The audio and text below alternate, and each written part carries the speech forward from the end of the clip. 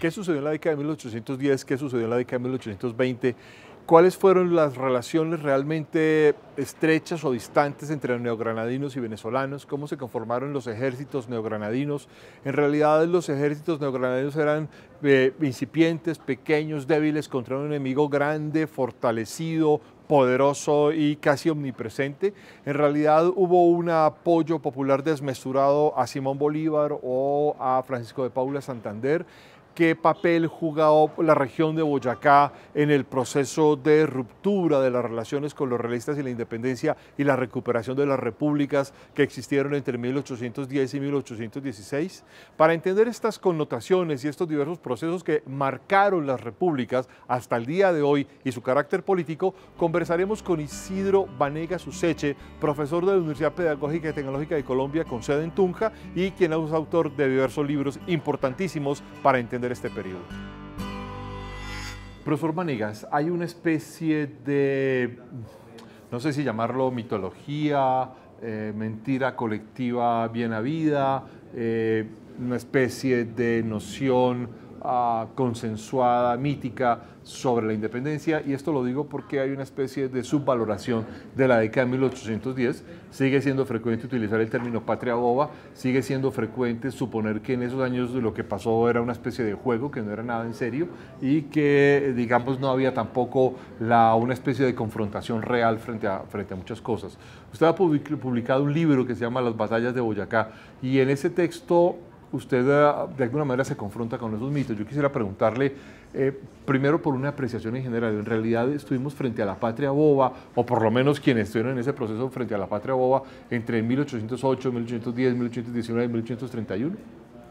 En absoluto podría hablarse de patria boba. Creo que esa designación y el hecho de que esa designación perviva aún muestra un increíble desconocimiento de la riqueza institucional, de la riqueza intelectual que se dio en estos años de las primeras repúblicas o de la revolución neogranadina, que sin duda son términos mucho más adecuados porque muestran justamente esa complejidad de un acontecimiento, la complejidad de unos personajes, la complejidad de unos actos que legan muchas cosas importantes a los neogranadinos, a los colombianos hoy, como por ejemplo la tradición liberal, la tradición constitucional, nace ahí. Ese bendito santanderismo nace ahí como horizonte de la legalidad sobre los hombres fuertes.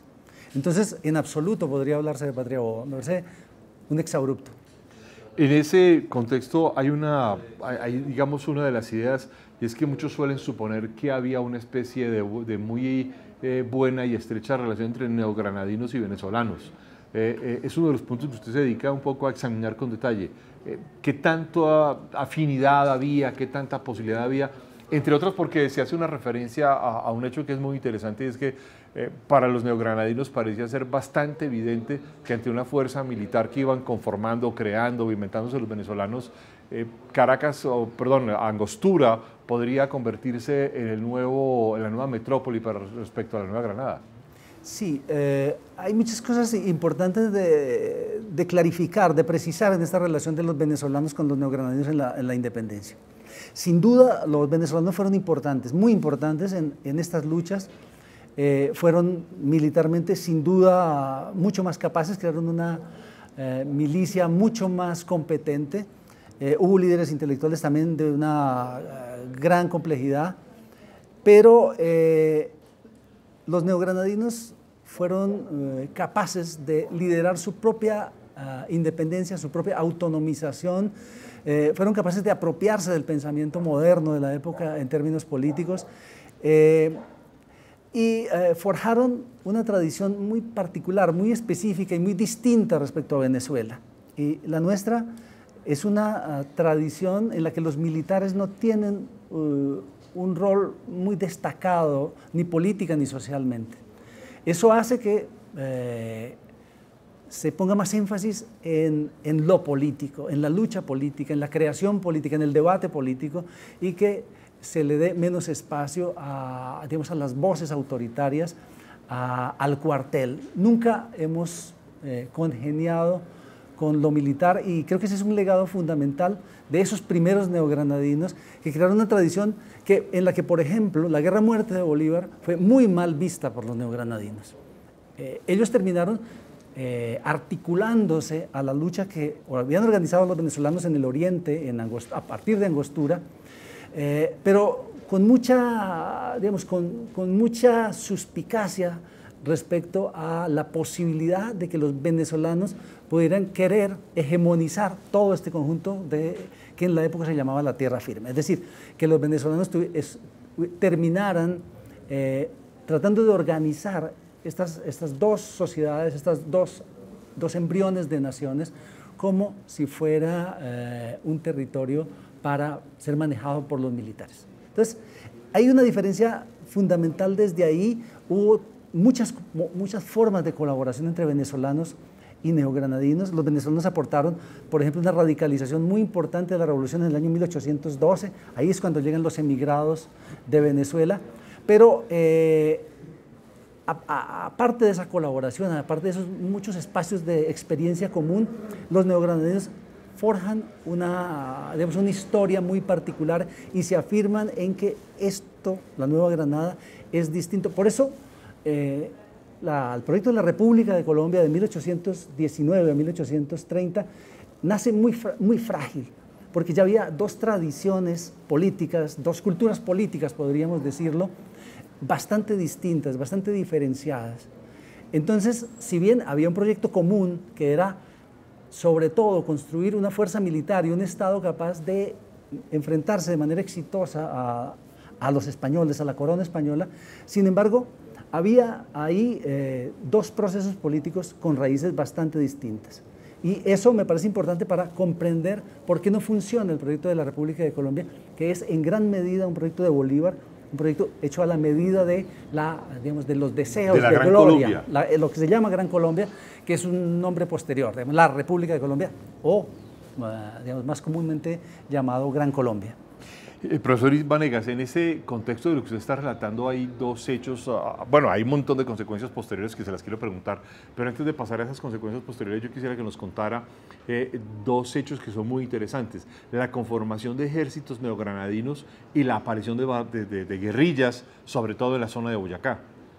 Bien, el ejército neogranadino, el que va a llegar a mediados del año 1819, a la provincia de Tunja y que luego se va a diseminar por el centro de ese antiguo virreinato, está conformado en parte por venezolanos, los venezolanos y los ingleses que trae Bolívar desde Angostura, pero la gran parte de esos soldados que llegan a combatir en el Pantano de Vargas o en la batalla de Boyacá son neogranadinos, son una gran parte llaneros, los que han reclutado Santander durante los meses anteriores, un muy pequeño resto de los soldados que habían peleado en las primeras repúblicas y que habían debido huir, pero en realidad era un número muy pequeño. Es un ejército construido sobre la marcha. Hay que tener en cuenta que la formación de un soldado en esas condiciones, y Santander lo cuenta, dura 3 semanas más o menos. Es realmente muy básico, es los movimientos militares básicos, lo que se le enseña a sus soldados. Lo mínimo para marchar. Sí, lo mínimo para marchar, para saber tomar las órdenes, para manejar el arma. Entonces, gran parte de esos soldados son llaneros, pero luego, y es lo novedoso del análisis que uno puede hacer hoy, es que muchos de esos soldados fueron soldados del altiplano, soldados de la provincia de Tunja, de lo que hoy es Boyacá, que se incorporaron muchos de ellos de una manera entusiasta, voluntaria, a ese ejército independentista, a ese ejército de los patriotas. Entonces, es importante porque normalmente la mitología se ha construido con base en el soldado llanero, que indudablemente fue importante, pero se ha olvidado ese otro componente que fue fundamental. Y importa la población de Tunja, de esa provincia, que se incorpora al ejército, no solo por ese hecho, sino por el hecho de que el apoyo que da la gente, que dan los campesinos, los hacendados, la gente común, las mujeres, es fundamental para entender el triunfo de los ejércitos patriotas. Es decir, el ejército patriota triunfa no solo por la capacidad organizativa de Santander, indudable, por la pericia militar de Bolívar también, indudable, pero sin el apoyo masivo de la gente del altiplano, ese triunfo hubiera sido prácticamente imposible. En ese, ahí usted cuenta con detalle, digamos, en ese contexto algo que es interesante, eran unos sujetos, los boyacenses, los campesinos, los del altiplano, que son reclutados, que además venían con unas ruanas inmensas, con un sombrero grande, detrás del que había una cabellera frondosa, que además no conocían las armas de fuego, que no tenían claro cómo moverse, pero además hay otro hecho, es que nos han dicho siempre que estos ejércitos patriotas todos iban henchidos con el corazón en la mano por luchar por la independencia, y la verdad es que cuando uno mira en detalle y mira los archivos no es así. Había muchos motivos para enrolarse, cobrar venganzas, tener de pronto un pago, pero sobre todo acceder al botín de los derrotados. Había muchos más motivos y además era muy variopinto, tampoco era tan claro que unos fueran patriotas y otros fueran realistas. Sí, usted toca un punto muy importante y es digamos, la multitud de motivaciones que hay en ese ejército. Bueno, es normal, en todos los ejércitos los soldados van por una cantidad de motivos que no son necesariamente los motivos del alto mando o del general que finalmente es heroizado. Como usted señala, hay muchos motivos digamos, muy particulares, muy personales, desde la venganza, el deseo de botín, la posibilidad de salir de su comarca. Una parte por lo menos significativa es de soldados enrolados a la fuerza. Pasó en todas las guerras en la época, o sea, no es de extrañarse. Pero también hay, digamos, y no hay que ignorar, gente que acudió a ese llamado también por razones políticas, es decir, porque se sentía en medio de una decisión fundamental y era, vamos a apostarle a una nueva nación, a una república, a estos derechos, una cosa que era en su momento un poco indefinido ese proyecto. Pero mucha gente le apuesta a eso, le apuesta desde una manera intuitiva, otros de una manera más elaborada, por ejemplo, gente que conocía los discursos y las ideas políticas de la época, las había estudiado, era, digamos, la élite educada, letrada, muchos de ellos participan, pero también hay gente, digamos, más humilde que puede acceder de una manera un poco más intuitiva a esas nuevas ideas, como esas nuevas ilusiones que va creando la República, la ilusión de tener más libertad, la ilusión de dejar de ser esclavo, por ejemplo. Son ilusiones poderosas que también llevan a la gente a participar, pero usted tiene razón en el sentido de que son motivos muy variados y además motivos que se conjugan, es decir, el que va con una idea muy clara de qué es una república probablemente esté también motivado por razones personales. La guerra crea un círculo vicioso de violencia y de venganza, de rencor, que es necesario a todas las guerras. No se puede ir a una guerra donde no hay un enemigo, donde no hay una pasión muy fuerte que mueva a la gente, que le impulse a morir, a hacer cosas dramáticas que normalmente no hacen. Un tema, Isidro, que aparece en este contexto es que otra de las cosas que siempre se nos ha dicho es que había unas grandes fuerzas realistas muy poderosas que vienen y ejecutan una represión brutal y esto justifica un alzamiento moral de los independentistas. Pero cuando uno mira realmente las fuerzas de Pablo Morillo desde entrada, el comandante que los españoles envían, los realistas envían a la retoma, desde entrada está diciendo: necesito más hombres, necesito recursos, necesito pertrechos, necesito pólvora, necesito fusiles, necesito caballos. Desde el principio es una fuerza que va a retomar, pero que realmente es muy exigua para un territorio tan inmenso. Sí, ese es un elemento importante a la hora de repensar este tema de la independencia, porque obviamente el relato patriota habla de unas tropas enemigas absolutamente poderosas, bien equipadas, y las propias fuerzas se las hace aparecer. Con unidad de mando y con claridad. Claro, con digamos, un ejército ideal, mientras que sus propias fuerzas las coloca en el otro extremo, completamente desprovistas de armamento, débiles, famélicas, etcétera, etcétera. Eso, digamos, hay que entenderlo en los relatos de la guerra, que tienen que utilizar esas estrategias discursivas pues, para afianzar su propio sitio. Pero, como usted señala, en realidad las tropas de la Reconquista fueron bastante frágiles si uno piensa en términos de recursos, por ejemplo. Morillo está reiterativamente diciendo no tengo plata para pagarle a mis soldados, en 6 meses les he pagado medio mes, los oficiales quejándose de que tienen que buscar plata prestada para pagarle algo a los soldados, y así muchas carencias. La misma vestimenta tampoco es tan, digamos, tan abundante como se la figura en la iconografía, y por el contrario los patriotas en las batallas del altiplano tunjano no fueron tan débiles. Por ejemplo, numéricamente fueron más en la batalla de Boyacá, por ejemplo. Normalmente el relato lo que dice es lo contrario, es que los patriotas heroicos, abnegados, menos en cantidad, derrotan a esas tropas mayores en número y en calidad de los realistas. Ahora, hay un elemento importante en esto de la superioridad numérica de los patriotas, y es que nos remite de nuevo al tema del apoyo popular en el altiplano tunjano. ¿Sí?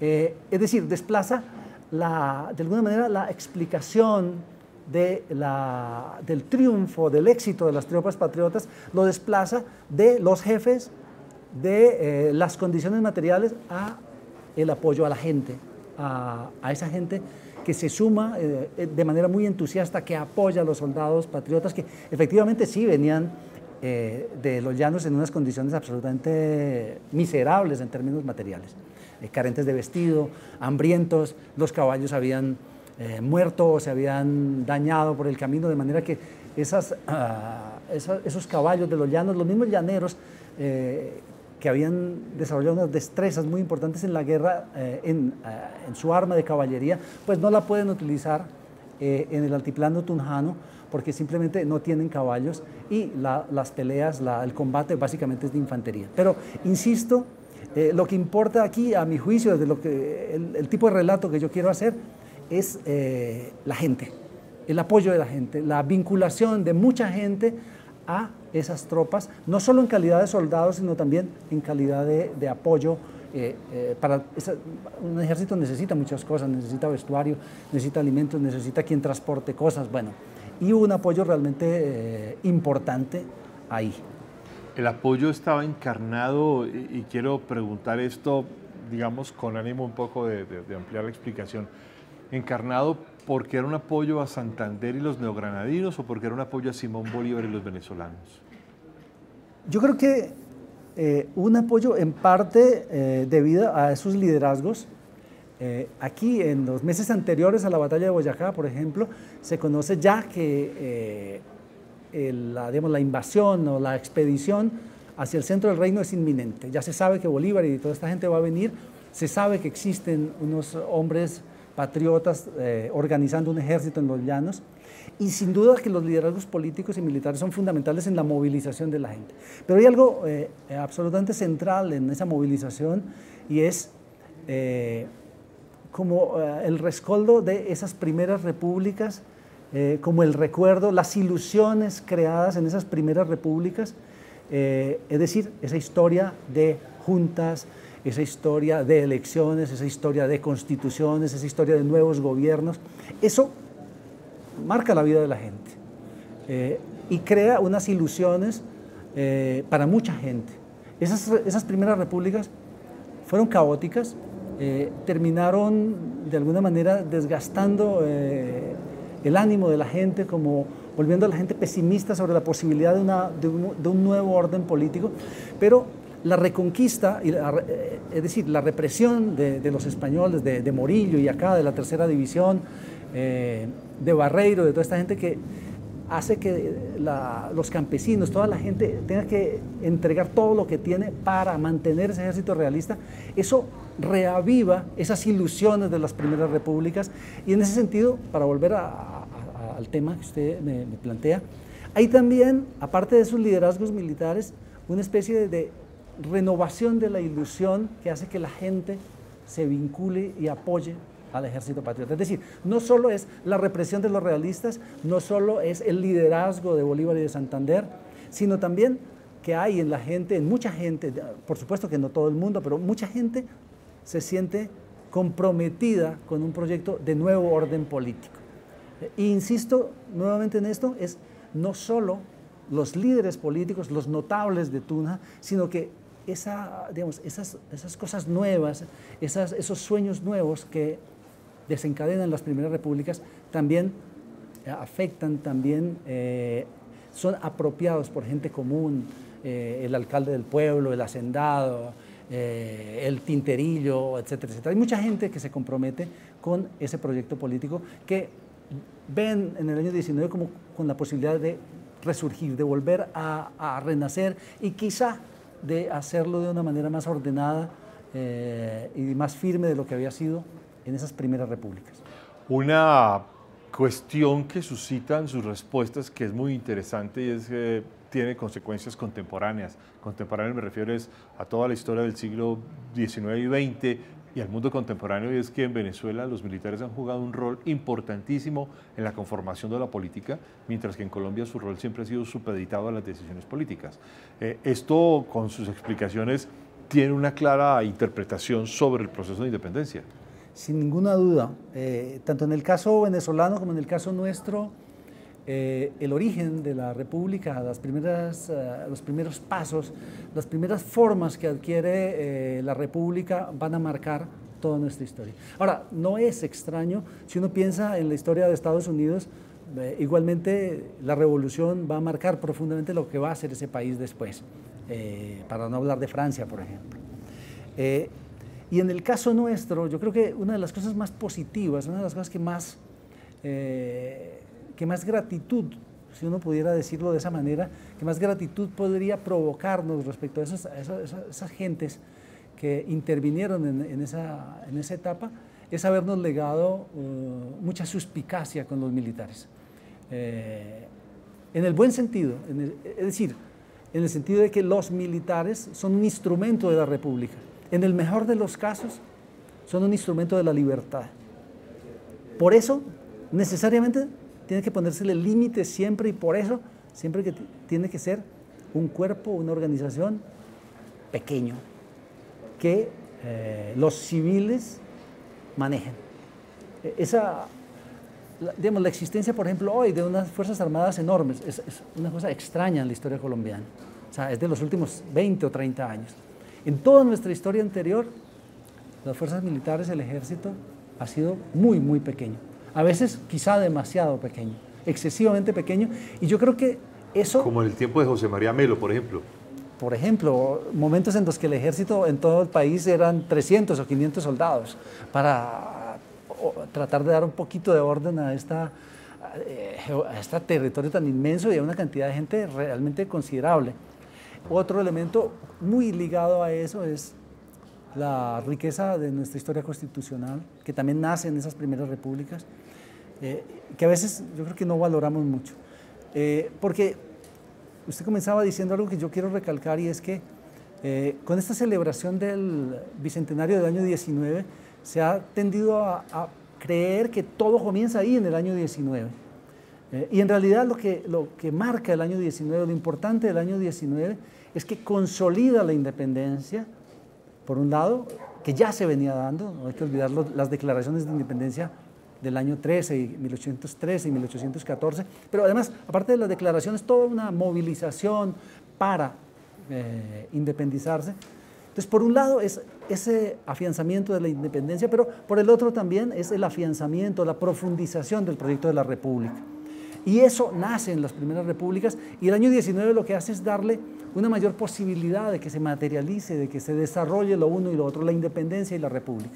Entonces, yo creo que hay muchas cosas importantes en esa primera etapa de nuestra historia nacional. Pues, profesor Isidro Vanegas, muchas gracias por haber participado en Hechos y Relatos de la Nación. No, la gratitud es mía, ha sido un placer estar aquí. Muchas gracias.